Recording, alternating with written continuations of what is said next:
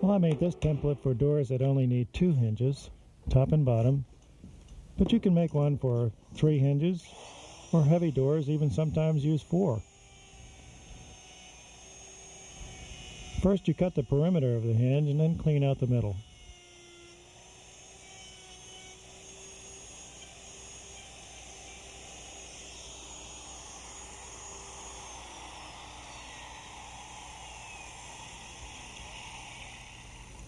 This is a homemade router template, and it's right tight here on the top, and I'll show you how to make one of those in just a few minutes.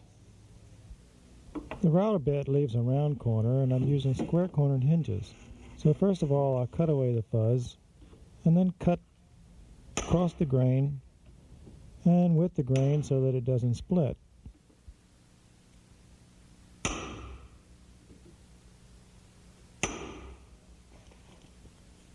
And I just pare out the corners. Now that the hinges are located, I can back them up with more shims.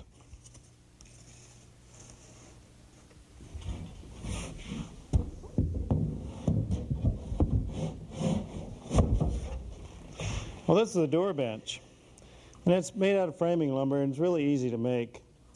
It has a stop here across the top. That'll hold the door in place, and you can adjust it for the door thickness.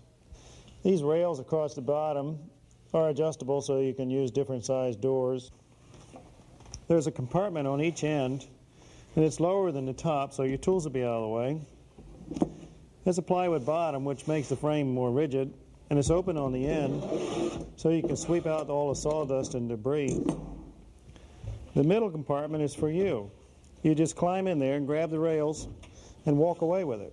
The bench is only 22 inches wide, so it'll go through a narrow door. When you want to work on the top of the door, or cut it off, just pick it up and put it across the top. This is the top of the door, and there's my hinge mark so I wouldn't forget. And this template is reversible. Part that I have here on the top of the door was on the bottom of the jamb. And here's my nickel spacing.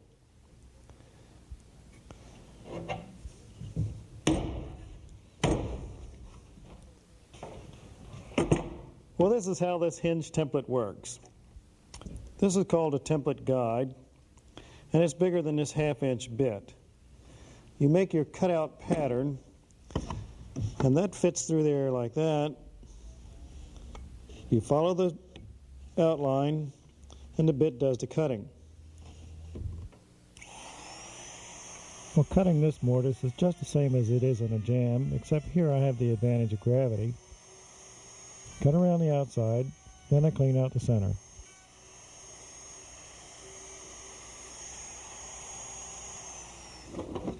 Check it for flush. Square the corners again. This end is fragile, so be careful.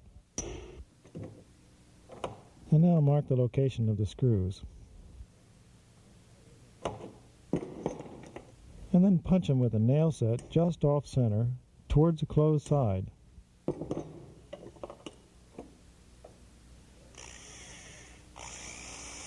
Oh, need to tighten that a little bit.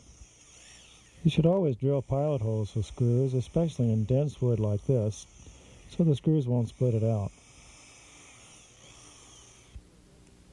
When these screws are off center, you'll pull it nice and tight to the closed end.